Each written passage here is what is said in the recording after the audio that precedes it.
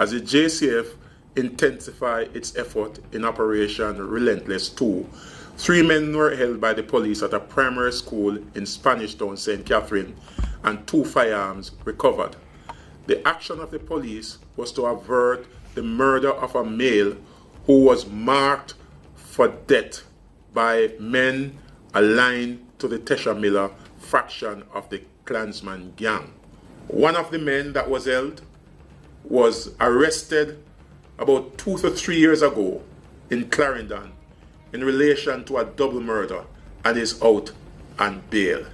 Not only were the men intended to commit murder, but their intention was to create mayhem, panic, and fear among the school population. They were not concerned about the psychological impact on the student that their action would have created. The JCF has been very consistent in saying that the type of crimes that we are seeing are not ordinary. And when we have extraordinary situation, there's a need for extraordinary response. These type of crime cannot be seen as the normal routine criminal activities that are being perpetrated by criminals. This is organized crime. This is crime to cause the population to retreat and to surrender. The JCF is committed to pursue these type of individuals who are willing to hurt and harm our children and law-abiding citizens in this country. Yesterday, one of St. James' most wanted person, O'Shane Earl, otherwise called Mutumba, was fatally shot by police in that's Peppers, St. Elizabeth. Mutumba was a very violent individual. He's wanted in 7 cases of murder, 3 cases of robbery.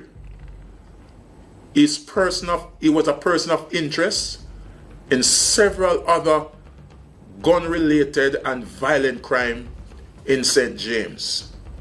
Again, I will reinforce the point that what we are seeing is not normal, and the appropriate response must be given when there are instances of abnormality.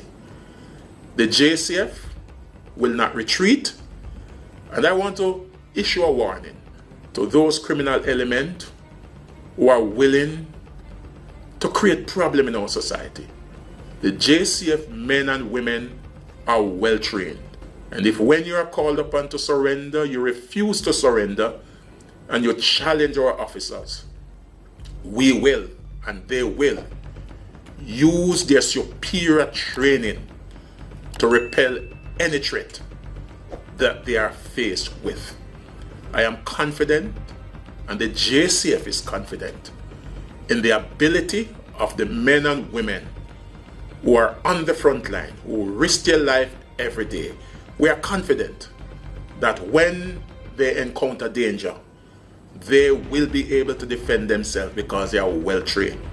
We appeal to the public to continue to give us your support in the fight against crime.